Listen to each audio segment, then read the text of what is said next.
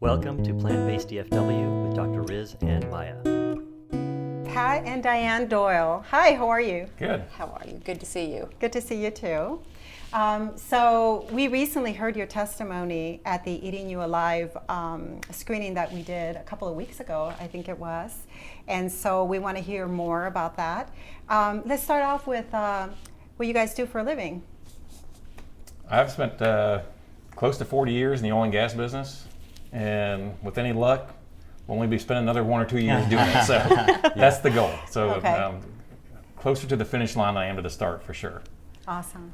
And I spent about 5 or 6 years in the oil and gas business, pre-family, and then we had 5 beautiful children who I stayed at home and raised. And now I am a stay-at-home mom taking care of parents and grandchildren. Wonderful. That's such a blessing, isn't it, to have your family around you. We always like to know what walks of life people come from when they enter the plant-based world. What was your background and things like that. It's interesting to see what kind of the variety of people and what gets them into this stuff. And Dianne, in your testimony, and we'll go through that, you did say that you felt like you were doing the right thing, that you were eating, mainly cooking at home, right? Right. I felt like we were pretty healthy. Since we had 5 children, we really didn't go out to eat all that often. Fast food every now and then, but stayed home and cooked. But I was using animal products, cheese, milk. We probably went through 7 to 8 gallons of milk a week. Wow. Mm-hmm. So, and Pat and I were just consuming just as much as the kids. But I think I am an engineer by trade, and so when I started learning and reading about this, I'm like, wow, this is the real deal. So I think my science background really helped me understand it. Yeah. Both of you were faced with a cancer diagnosis, and then each of you jumped on the cancer train. Yep. Please tell us about that. Who wants to start? Yeah, Pat, go ahead. I'll start. In 2011, I was diagnosed with prostate cancer. I get physicals every year, which I would recommend everybody do. And my PSA was elevated, and the doctor said, "Why don't you go get a biopsy?" So I went and got the biopsy, and they said, "Sure enough, you've got prostate cancer." And the doctor said, "Here's various treatments that you can consider." And I was 50 or 51 at the time, and we were just like, "Get it out." And That's kind of the mentality. Yeah, you hear cancer, you hear the C word. I specifically asked him, I said, what are the side effects of having my prostate taken out? And the only thing I was told was, "Well, you won't have children anymore." Yeah. And he said, and I'm like, well, we have 5 kids, so and I'm 50, I'm not looking to have any more anyways. And we just kind of laughed it off. It's not. Now I've come to find out that's not a laughing matter. Yeah. It's a big deal. There's lifelong consequences that have come with that surgery, which I'm bitter about.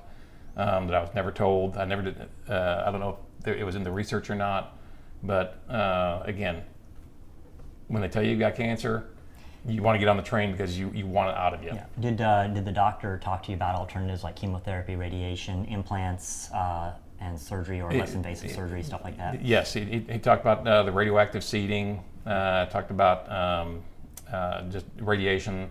Watch and wait. Watch and wait, which I think he actually told us the guy in the room next to you, he did the watch and wait, and he's in big trouble now. That's So it exactly kinda what he scared said. Yeah, absolutely. Yeah. It's prostate cancer is the most common cancer in men. I mean, I probably can't teach you anything about it, but there's lots of men who die with prostate cancer. So it's not if men can live with it, right, if it's managed. The thing about it was, and why I'm bitter, is because mine was caught at the very beginning. For anyone who's been through prostate cancer, you're given your Gleason score. Yeah. My Gleason score was like a 3-4, which is yeah. basically about as low as it can get. Yeah. It's almost undetectable. I mean, my you goodness. can't have a 1-2 Gleason. Else you probably not, or I shouldn't say you can't, but you probably wouldn't be there getting a biopsy. I see. Because it probably wouldn't have registered on your PSA. Yeah. What was your PSA? It was only it was 4.2. So it's just barely elevated. But it was a 3.8, so it wasn't that it was at 4.2, which is not a bad level. It's that it increased from the 3.8 to 4.2. Okay. So you decided to have the surgery. So we decided to have the surgery. We said, let's get scheduled as quickly as we can. And the surgery went fine. I mean, it was a completely successful surgery. Actually, the biopsy was worse than the surgery. I found that it was very uncomfortable, but the surgery, outside of having a catheter for a couple of weeks, everything was fine. The pain was very, very manageable, and I don't think that we really noticed anything.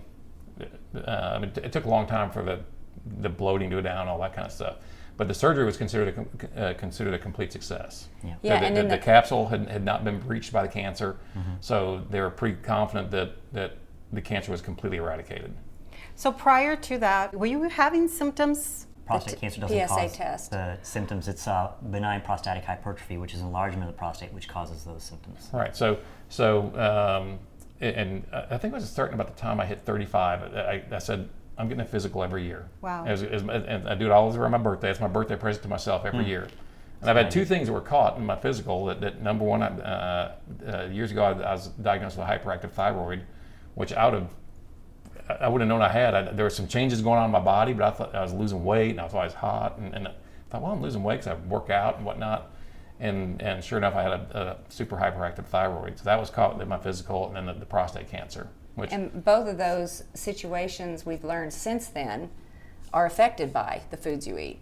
Had we known this, 10 years ago, we would have, changed things back then. As soon as I found out that he had prostate cancer, I started reading and researching, why does he have prostate cancer? He's run every day of his life. He gets up at 5 and exercises. We eat fairly healthy, so I thought. So I started interneting it and found out that cruciferous vegetables, Pat, we don't eat enough cruciferous vegetables. So at this point, we started adding a lot of the cruciferous vegetables. I had not run across the word plant-based at this point in time. So This is 2011. 2011, 2 years post that, 2013, I have my regular mammogram, and they come up and say, hey, you have some spots, we need to take a look at this. And they say, oh, these are calcifications. We think you have DCIS, which is really, again, stage 0 of breast cancer. And I heard the C word, uneducated, and I thought, get it out of my body. I'm taking them both out, even though I only have it in the left. And had that procedure done, totally regret that procedure as he regrets his. Had we known then what we know now, we would have changed our lifestyle, watched and waited and retested to see. It's not to say that we wouldn't have had the surgery, but we would have gone in because it would have been because whatever we were doing diet, nutrition-wise, didn't work. Exactly. Whereas as opposed to doing what we did was just go in head first, totally uninformed, to make such a drastic, just a lifelong decision. How spaced out were both of these diagnoses and procedures between Well, the they both were of you? about 2 2 years. years. And then mine took a little bit more recovery from his because I had to then get reconstruction. And so I had plenty of time to read and research. And Pat came home one day with this book and said, hey, this guy I know told us we should read this book. That's all he said. So I was on a corporate boondoggle, and Eat this to guy, live, and this guy, he'd lost like 50 or 60 pounds, and he said, hey, you ought to read this book 'cause it's got some other things in there that you might find interesting. Right, so Eat to Live by Dr. Furman, and it is a book on how to change your lifestyle from the standard American diet to the plant-based diet. So I read that, I'm like, wow, and then it, of course, recommended other books, one of which is The China Study by Dr. Campbell. This is very, very scientific, the footnotes are, a huge portion of the book. So after reading this, and then watching a lot of documentaries, I told Pat, because Pat was working every day and I'm at home reading and researching. And he came home one day and I said, listen, everything I'm reading all goes back to the food we're eating. Heart disease, cancer, diabetes, everything that causes chronic disease, the solution is the same thing. It's all the food. I said, I think we should do a scientific experiment. Again, the science person in me. Right. Let's get a group of people. We have all of our blood numbers before, and let's change our lifestyle and see what happens. So that's how we did it. And then you said you did notice a significant difference when you did your blood work again, right? How soon after was that? Right. Well, talk about your cholesterol first. So my cholesterol before our experiment was about 240. I was actually on a statin, so at its peak was at 240.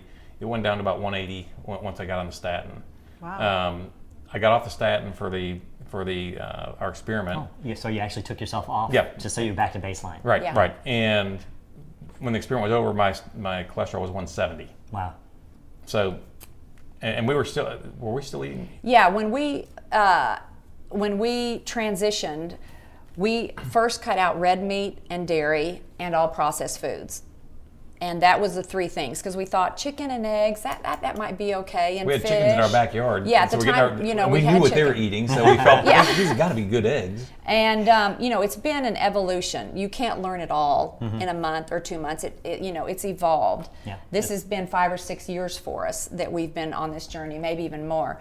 And so the other marker that I had a high HSCRP, which is a inflammation marker, C-reactive protein. And I had that high from age 35 on. My doctors had noted it, and I had an early colonoscopy because they thought I had colon cancer.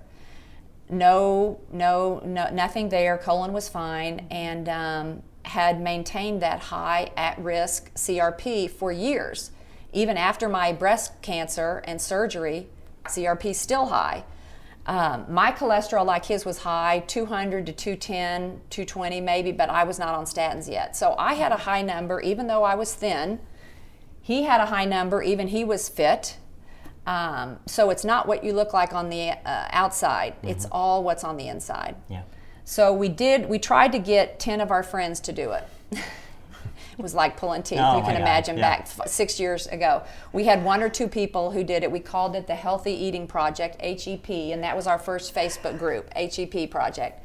I have since changed that to Plantbased Dallas. But we would post, and we started that, I guess, in 2013, really, 2014. And he lost a pound a day. Basically, he would come in from the Y every day. That's when he would weigh, and he'd say, "I've lost another pound." It's making her so mad because I said, I'm going to buy new jeans. And she said, don't buy new jeans. I said, I can't stand my jeans being so baggy. I go out and buy new jeans. And sure enough, 2 weeks later, those new jeans, maybe 3 weeks later, those new jeans were not too big. Yeah. So he dropped 15, 20 pounds. I dropped 15 pounds. And my cholesterol went down from 220 to 160. Wow. And now it's at 120. And so that was just giving up those 3 things. That wasn't even giving up the chicken and the eggs and the oil. But just we making didn't those... go in. The irony is, I don't think we were expecting the weight loss portion. We were expecting, based on what Diana read, for the blood numbers to come down. The weight loss was added benefit. It was a bonus. Yeah. So It was a side after effect. the 6 weeks, and we get our new numbers run, and I get the results back, and Pat and I were sitting at that table, and I can remember it like it was yesterday. I said, Pat, look at this.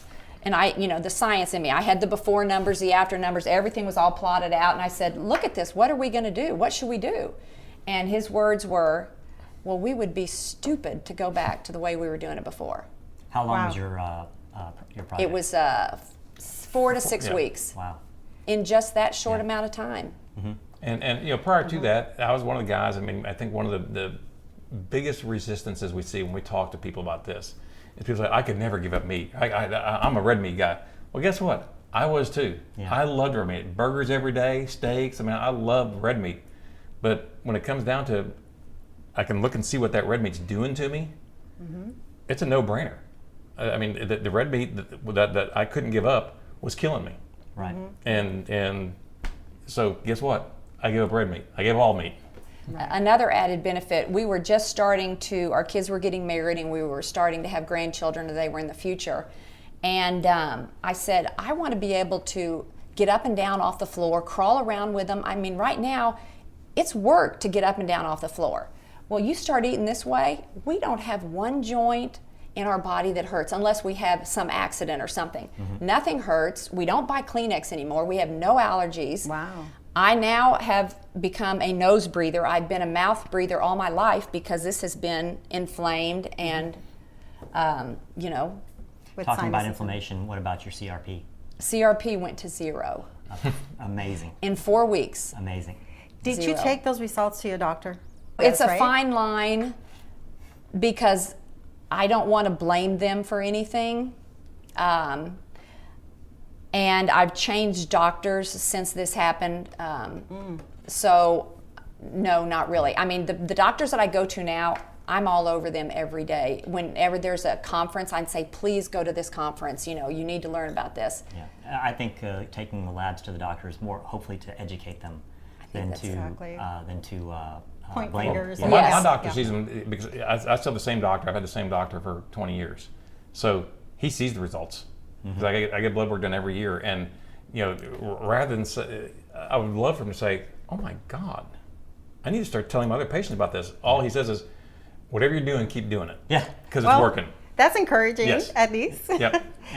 Got to plant the seeds is what I think, because eventually some people will, take that and spread the word. You each had your procedure, your health care and your procedure, and then you started learning about the power of plant-based food. So you realized, wow, I could have probably given this a chance first before making my decision. When did the anger or upset or regret come in? I think it's still there. There's a bitterness, but it's also why we do what we do. That's exactly right. Because we don't want people to make the same mistakes we made, and which we both readily admit we made a mistake. We didn't do the research, or not enough, or not the right stuff. Yeah. And we paid the price. Now, if we can keep somebody else from going through that, then that's now our mission. Yeah, unfortunately, the preponderance of the information out there is the Western cut-it-out approach, and so this stuff gets suppressed or buried underneath it all. Right. This has become basically a ministry, and that we're trying to get the word out. And there are a number of success stories, people that have seen what we do who were really sick, rheumatoid arthritis, heart disease, who have seen what we do. Tell them about the rheumatoid arthritis friend. So the rheumatoid arthritis That's a good friend, we went to church one Sunday, and a friend of mine who I've known since high school comes walking into church, and he is taking steps that are about 4 inches long. And he's literally he's hunched over. Hunched over, and I went to him and I said, "What is wrong?" He said, "Man, I got diagnosed with rheumatoid arthritis. I'm on methotrexate. I'm on all these drugs." And I said, "You need to come to our next meeting." I said, "My mother-in-law had the exact same thing, and it's gone." And he's like, "I'm interested." So he and his wife came to one of our meetings, and they jumped on board all in. And next time we saw him at church, he was walking like a normal person. He hadn't, ironically, he hadn't gone all in yet, but he said, "I'm going to." He says, "I know every time I eat something I shouldn't eat, I pay the price." He says, I knows know how what the triggers He says, were. "I can turn it on and off." Yeah. So we consider that a success because we gave him the information, he put it into a plan in place to use it, and he saw the success. Yeah, So- and again, how long how long was that when you saw him? It was a fairly short period of time because did he do an immersion? He also did an immersion to help him with the cooking, but he noticed results within a few weeks. Yeah, and the reason I ask is it's a pattern that we're seeing is that it doesn't take long once you eliminate the bad foods and once you start on a plant-based diet, the body has an amazing capacity to heal. Another friend was so frustrated with irritable bowel syndrome, couldn't leave her house, just so frustrated with it, and she would talk to Dianne, and Dianne finally got her to say, "Just do this for a month." And Her doctors were telling her all, you can't eat any of these foods. All the foods that we eat, they said you can't eat any of that stuff. So they called her back a month later to schedule another appointment, and she said, "Don't eat it. It's gone." Wow. And she's now in the town that she lives in. She's in a suburb here of Dallas. She's become a super big advocate for plant-based eating. Well, that condition specifically is incredible because people suffer, like you said, she couldn't leave her home. How, Dianne, did you actually give her a list of the foods that she can eat? When I first talked to her, she said, "Dianne, I can't have all those foods. They tear me up." And she had so many hospital visits that she came back to me and said, "Okay, whatever the doctor's telling me to do isn't working, so I want to try what you're doing." And I said, "Well, you can eat all these foods." And that's what including she the did. legumes. Oh, The yes, legumes were yeah, fine, yeah, and peppers, like sometimes she people can have eat all that, sensitivity. yeah. No. When you say it's become almost like a ministry, it feels like that. And when you invited us to the potluck, and it was beautiful how you sort of opened with prayer, and there's a sense of community that is felt here. and then people mingle and connect, and you have people from different backgrounds, but also different levels in terms of how they're incorporating plant-based foods. So how have you grown that group, your Plantbased Dallas Facebook group? You know, the social media just sort of does it for you. I use the word Plantbased Dallas, and I've got a website by that name, an Instagram, a YouTube channel, and a Facebook page and a Facebook group. And so I kept the same name through all of it just to be easy. And, you know, we've bugged a lot of our friends. And we've, you know, the first thing we started doing was doing these meetings, informational meetings, just to tell people about it. And we try to do those once every few months. And, you know, we want to wait till we get 10 to 12 people because it is a lot of work. And we want to make sure that we have a big group coming. And we were just twisting arms to get our friends to come. We said, doesn't commit you to anything, just come listen. I mean, especially people our close friends. That were sick. Yes, our close friends. And so that's how it started. And then it's just word of mouth. I mean, we get a call a week from somebody who says, hey, so-and-so's just been diagnosed with X cancer. Can you talk to them? I mean, you know, cancer. Younger people getting it. And people just call and say, when's your next meeting? That's and now I would say our meetings are, like Diane said, initially it was friends and family, but now it's not unusual for us to not know half the people here. Wow. We had one guy here who was about my age, and he's had several heart attacks, and just will not buy into it because he's been told by his doctor it's hereditary, which is the exact same thing my doctor told me about my cholesterol. Yeah. And then when my cholesterol went to 170, I thought, I've quit eating the foods that my dad ate and that my mom ate, and my hereditary cholesterol is gone. Yeah. I think that. Just people just don't have the information. Right. And like Riz said at one of the conversations that he had, is it's been out. Just for some reason, it's been hidden from us, right? Because there's no money in it. Yeah. There's no money in it. I will say that when I had my breast cancer, after I had my surgery, I asked UT Southwest, do you have a dietitian I can talk to? And they said, yeah, here's the name and number. Now, when you go for breast cancer, they don't automatically set you up. They only gave me her name and number because I asked. And I had an hour conversation with her on the phone, and she gave me some important information. She says, she told me everything that was in these books. Wow. She said, yeah, cancer is linked to, you know, there's 9 different cancers that are linked to foods. And here's the big study.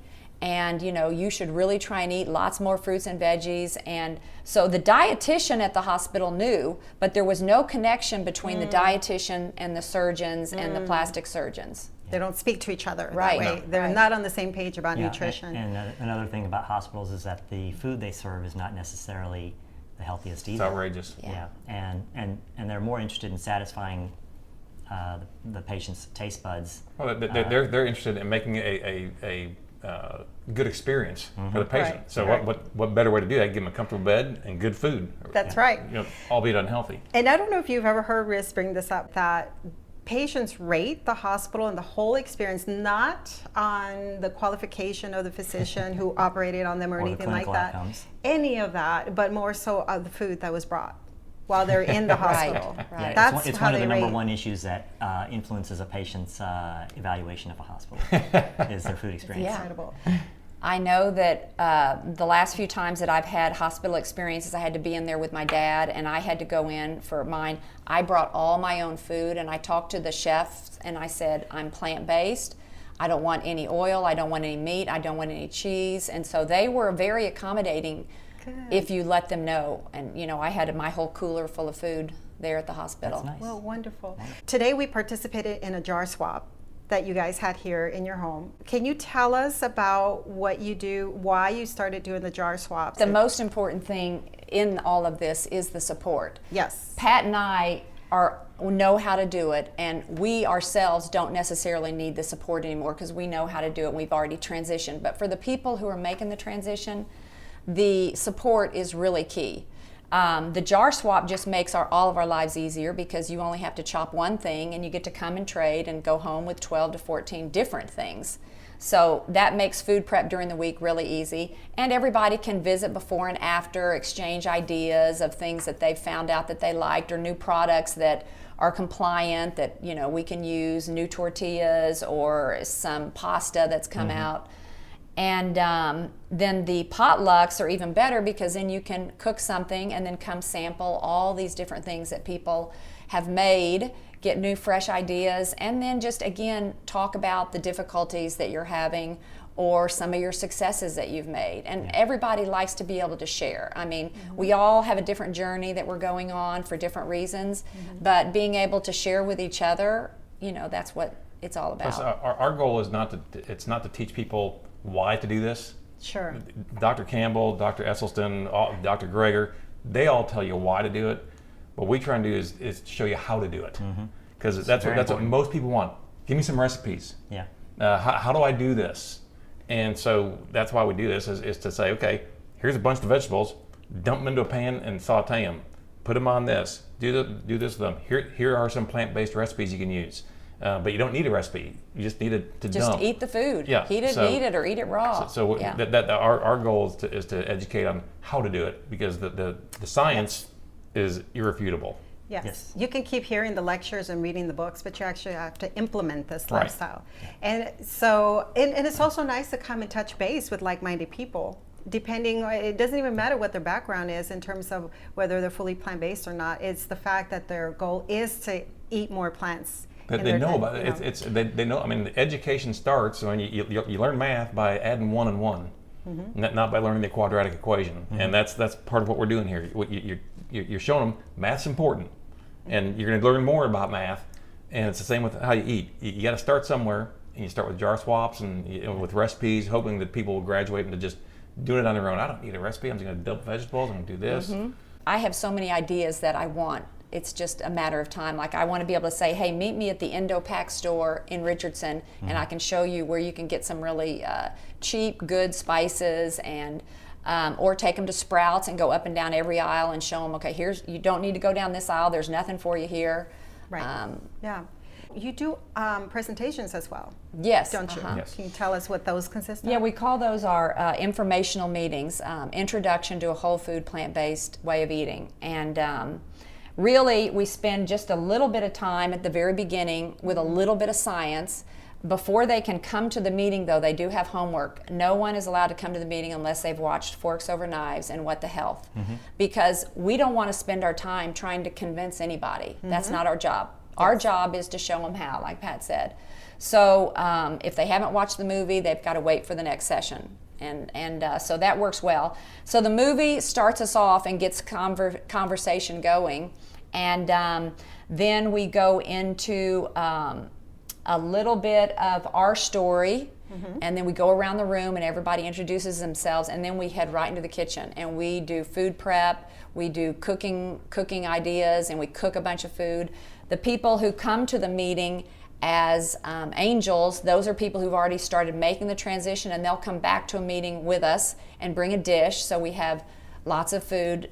Nature's Plate has been great. And tell their story and too. Tell their story too, and their journey and where they're on it. So not only are they hearing from Pat and I, but they're hearing from people who are at different points on the journey. You know, it's very interesting. I've been in medicine for more than 20 years, and I've never been exposed to any groups of people who have stories to share of improving and getting better and getting healthy.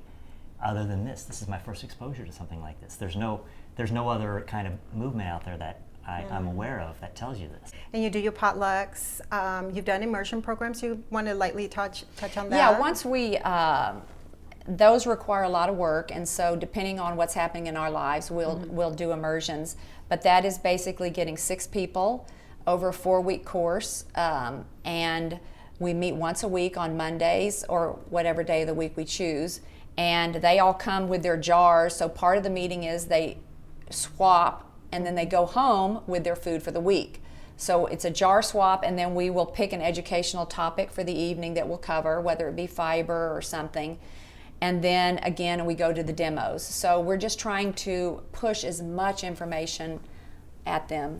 You do labs as well, right? Before and after? Yes, yes. Okay, and that's significant. Right. Can you tell us about what you've seen in the 3 immersions? Well, in the 4-week period, usually it's a 4 to 5 week immersion, and they have to have pre-labs.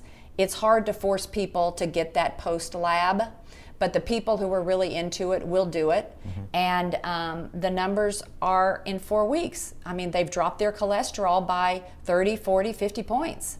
And they've lost, some people lose 10 to 12 pounds, some people only lose 4 to 5, but those are pounds that they may never see those again. I mean, one guy lost, he was a young man who had some form of cancer. It was a skin cancer or something. Yeah, that's the reason he did it, was to try and help his cancer in his hand. He was a little bit overweight, and he did no exercise through the whole course, but the last count was, how many pounds had he lost? 75 pounds 75 he had pounds. dropped. No And he had his pre-labs done, didn't even know he was pre-diabetic. His liver numbers were terrible. He had fatty liver disease. So when he got his post numbers, he had lost 20 pounds during the 4 weeks. All of his blood numbers were completely normal. Nothing was abnormal anymore. That's amazing. Huh? And so he has continued to drop the weight. He's also carried that message to his family now too. He was Hispanic. They ate lots of fatty things, and his mom now cooks. Trying to cook for him. To accommodate him, because she can see the difference that it's made. That's wonderful. What do you think, Doc? Look at that. I admire that you started this before, when there was very little known about it, and you somehow got the message. We're kind of riding on your coattails or standing on your shoulders. Well, but, it is easier now that the word plant-based is sort of out in the news now. Right. And isn't it encouraging, though, that there is we can all feel a momentum now, Yes. right? Yes. Something different than that. You just have to go to the grocery store and You see. Look at the dairy section. It's all almond milks, the cashew milks, the cashew ice cream, all these Plant-based things. sections, right? Yeah, absolutely. I wish they'd all keep them all in one corner, so I didn't have to go all over the store and get everything, right? That gets some exercise. I was in Central Market the other day, and it took me about half an hour to pick up, 3 or 4 things, because I had to follow their little maze around. Do you sense? I mean, you've been in it for so long now, nearly a decade. Through the Yes, transition. Do you feel a difference? As far as not being so isolated anymore. I definitely see the transition happening. What's so great is the younger generation sees it immediately. It's all the younger kids who are making the change now and see it happening. And so that's really why we did it. Our life is set, but our younger kids, if we could change the path that our children, could our children avoid these diseases? That's really why we did this. We've lived over half our life, but our kids still have a long way to go. Maybe we can change the path. And so for us to see them make the changes, that's really hard. Well, I think every parent wants to give their kid a better life than they had. And I think that was always considered a socioeconomic ramifications. I want my kid to have more money and more stuff. Right. And our parents did a great job of setting us up to succeed. Yeah. The greatest generation did a great job of setting up the baby boomers with good educations and things like that. Now we can say, okay, how our kids have good lives, but they're on this crash course with diseases. They're not going to live. No, they're not going to live long enough to enjoy anything. So we want to change the trajectory, as I said. Absolutely. And that's very telling, because the last 3 years in the United States, the life expectancy's gone down for the first time in a century, and we need to change that. Right. Yeah. So, so let's touch a little bit about your children. Let's talk about that, and how old were they, and how receptive were they to making the change? Only one was living at home. The first Thanksgiving that we did, one of my sons, well, I'm bringing a turkey. I said, that's fine, that's fine. But I'm going to cook all these sides, and we'll have lots of good food. And so I purposely put the turkey at the very end of the buffet line over on that big granite. So by the time they got there was no room on their plate. And they don't bring turkey anymore. They're over that. That's probably 4 years ago. Yeah, that was about 4 years ago. And at first, they were a little bit, I don't want to say embarrassed, because we were so forward, we're so passionate about it, that, Mom, take that post off that you just, put up. You can't say those things. You can't do that. Well, now they call us, hey, Mom, my friend so-and-so just got diagnosed with, they know the truth. They're not 100% like us, but they're pretty much, I would call, plant-based students. I can for tell sure. to watch what our grandkids eat is unbelievable. I mean, they'll go to birthday parties and not eat the cake and want some more of the carrots. At the last birthday party, one of them was at a pizza place, and they said, "Okay, who wants pepperoni and who wants cheese?" Because these are young little ones. And my grandson raises says, "Is there veggie pizza?" Success! Yes. Success! Our one little granddaughter, she'll eat just about anything. Our daughter will send us videos of her.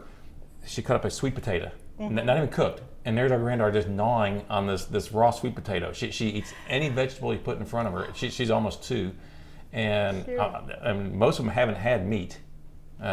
Some of them have had the chicken McNuggets when they go to, it's hard. Yep. I know. I feel sorry for my kids raising kids in this environment because Right. it's going to be tough. It's going to be a hard road. I do think one of the hurdles of plant-based eating is there's a social aspect of this that it's a little bit difficult to kind of get your arms around because everyone knows that we do something different, that we eat differently. Yeah. And I can't say that it's prevented us from, or that we've missed invitations to go to people's house, but oftentimes we'll go to an event and people say, "Oh, there's something over there that you can," and we're like, "Don't worry, we'll figure it out. We can always find something. Don't worry about us. Yeah. We'll take care of ourselves. It's all good." When people come over here, when we invite people over, we serve all plant-based food, and they love it. And typically, if we go to a Super Bowl party or if we go to some type of event at someone's house, a gathering, they'll always almost, it's not unusual for them to have made something special. Or we'll take something. We'll say, "We'll bring this," so we know there's something for us to eat. Yeah. Or we'll just make sure we eat a lot before we go there. Yeah, my family started to do that for me now. Is that's nice. Where they'll prepare. My aunt at her house, she'll make sure she's prepared several things that I can eat. It's funny. We were at a gathering last year where my aunt and uncle were visiting from out of the country where they live in Pakistan, and she noticed that my other aunt had made some foods for me that she was pointing out. Rizwan, you can eat this, you can eat this, and you can eat this. And the aunt from out of the country wanted to know why, and I told her, well, I don't eat meat, and that transition's occurred since I'd last seen her. And she said, "Why, did you change your religion?"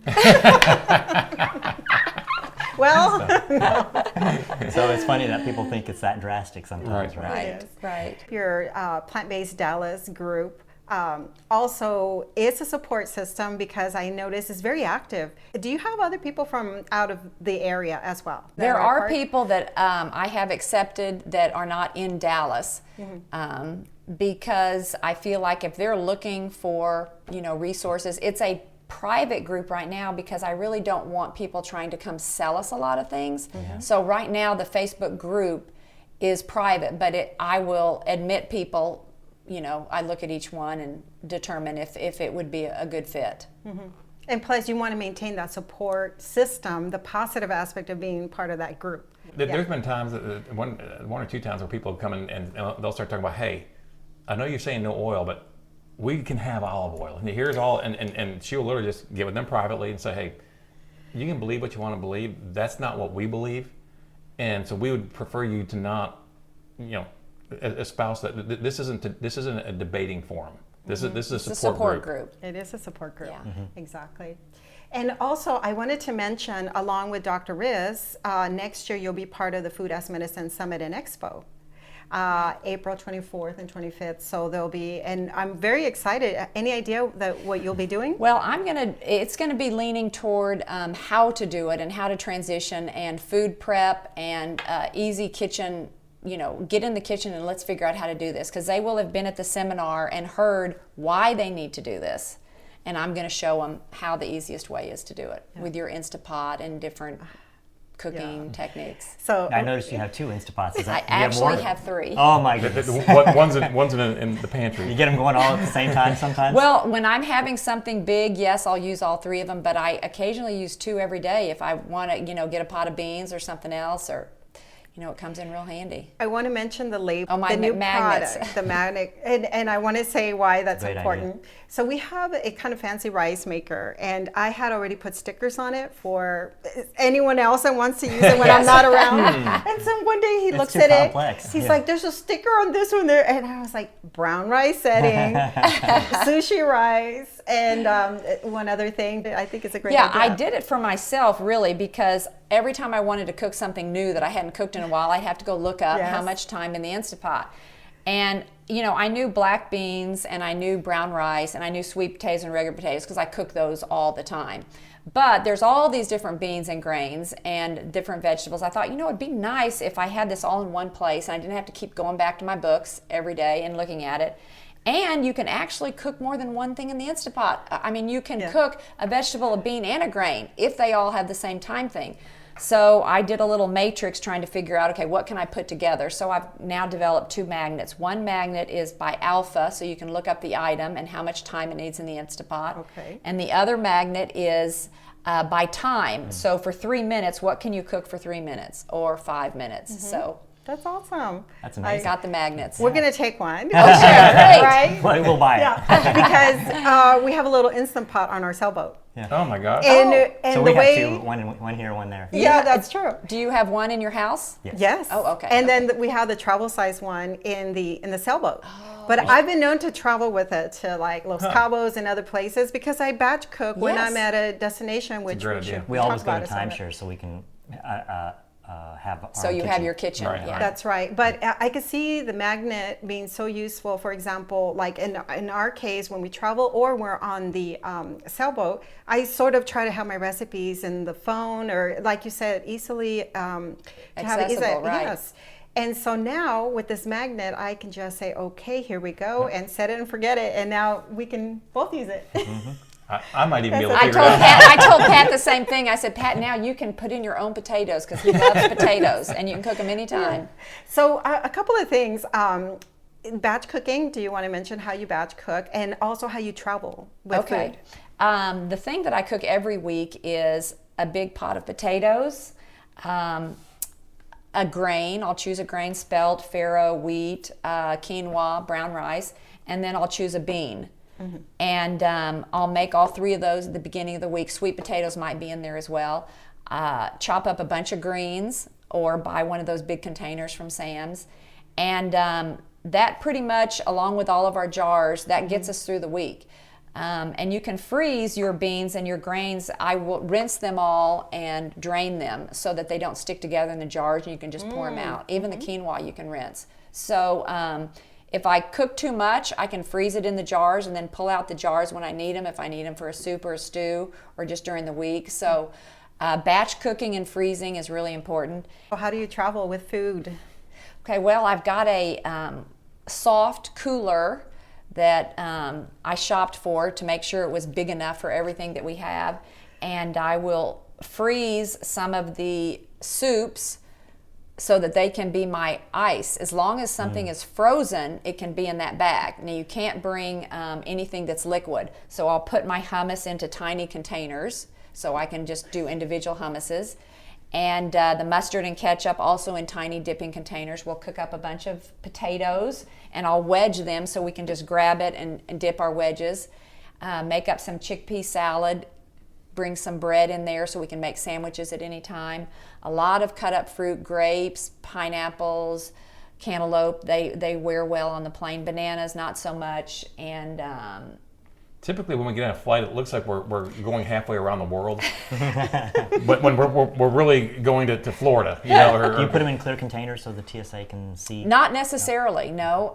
Just recycled containers or whatever I have. But sometimes they take it all out and unpack it. Other times he just looks in it and goes. And I always tell him I've got a special diet, and that usually, makes it pretty easy. one of the last flights we got on, there was a gentleman sitting next to Diane. He's probably 75 years old, and he sat and looked at what we were eating, and next thing you know, he's getting he's asking questions, and he's learning about Plantbased Dallas and the YouTube channel and Dr. Esselstyn and Dr. Campbell and Forks Over Knives, because he was into it. I mean, Yeah, and I always have a book that I'm reading on the airplane that is plant-based, and so he saw what I was reading and saw the foods we were eating, so we may was have turning around another. telling his wife she was sitting across the aisle. Yeah.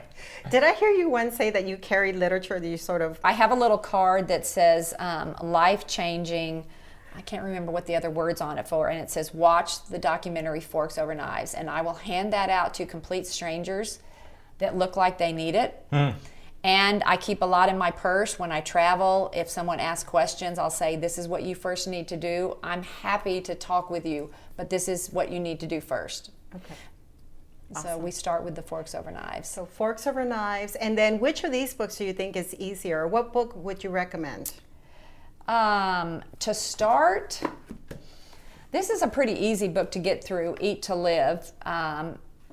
I liked that one. This one has a lot of science in it. If you're a science person, you'll really enjoy this. This one is my Bible, and I refer to it all the time.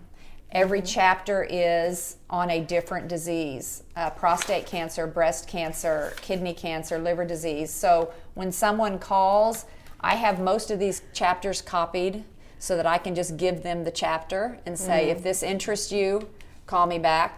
You know, Yeah. so this is a great book, How Not to that's- Die. That's what I tell everybody to start with as far as books. Yeah. It's one of my favorites Yes. too. It's very And this readable one and- is 2016 published, so it's recent. And he also has a website, and he puts out, you can get on his emails, and he'll send out emails. And his videos are 2 to 3 minutes long, so any topic. Dr. Greger's a great resource.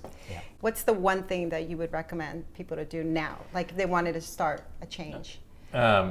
I think if you want to start a change, the most important thing is get rid of as much of the bad stuff as you can. Because if it's there, you're going to eat it.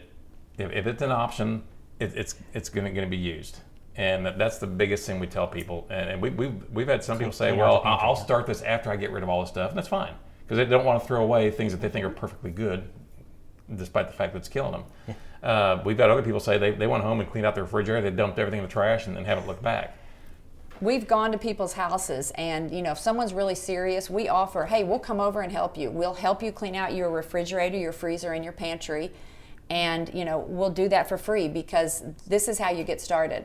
The other thing I want to say is I want to make a little bit of a distinction between whole food plant-based and plant-based. I mean, in the media now, there's plant-based ice cream, there's plant-based cookies, there's plant-based.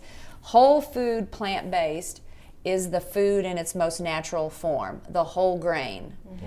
And it's not in a package and in a hamburger that you can go buy in the frozen food section. So the closer you eat to the whole food, the better. That's not to say that we don't get some things in packaged foods. If occasionally we'll get pasta, but now we don't even hardly eat pasta. We like our marinara sauce on top of mashed potatoes or zucchini. So I would say be careful. Don't think that you can go to the store and buy plant-based hamburgers and start losing weight and seeing a difference, because there's still the additives, there's still the preservatives, there's still the fat, the oil, the salt, the sugar. So you need to be going back to, whole food plant-based and not the processed 100% foods. agree. I mean, that's an extremely important distinction because the companies now are starting to take advantage of the term plant-based. So it's still a very processed or refined food. It's got a lot of preservatives in it and other things like that. After we got rid of, same thing that we cleaned out our pantries, our refrigerator, freezer, all of that of animal products, then the next thing that I started to notice as I learned more was to look at sodium levels if I still bought canned beans, for example. Right.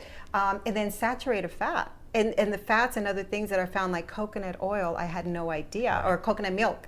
Had no idea of the level of saturated fat. So do you, and I agree with you about packaged foods, but do you teach label reading? Yes, that is definitely part of it, because they need to know, just because it says healthy, plant-based on the outside, you definitely need to learn how to read the Organic, label. all natural. Yes. That's true. Right. That's true. And then, of course, the more whole foods you eat, the less labels there are to worry about, right? Right. Well, That's we heard somebody say not too long ago that the best things you can eat are the things that don't have labels. Right. That's right. Yeah. Because nothing's been added to them. I would like to show you my pantry and my freezer so that you can see. Okay. That'll be fun. Well, Yes. why don't we wrap this up and go look at that? Yes, Because yep. we've been talking for a long All right. time. I want to this thank is- you both so much. We've enjoyed it. We could probably talk for several more hours. Well, Yeah. it's good to find people who are as passionate as we are. It's good to find people who want to spread the word. Yeah. This is not about. They always say follow the money. I think for most of the people that are doing this, it's not about following the money. It's about follow Helping the health. others. How do we Yeah. get other people healthy? Yeah. That's what we want to do. And you have created a sort of ministry. Thank you so much for all the work that you do. And thank you for your continued education of this community. We're all on the journey together Well, now. yeah, We are. We're all we're locked learning together. so much from you Yep. guys, and I know we're going to continue to learn Yeah. a lot from you. So thank you so Thank you. much. Thank Yeah. you. Thank y'all for coming. You've been listening to Dr. Riz and Maya with Plant-Based DFW.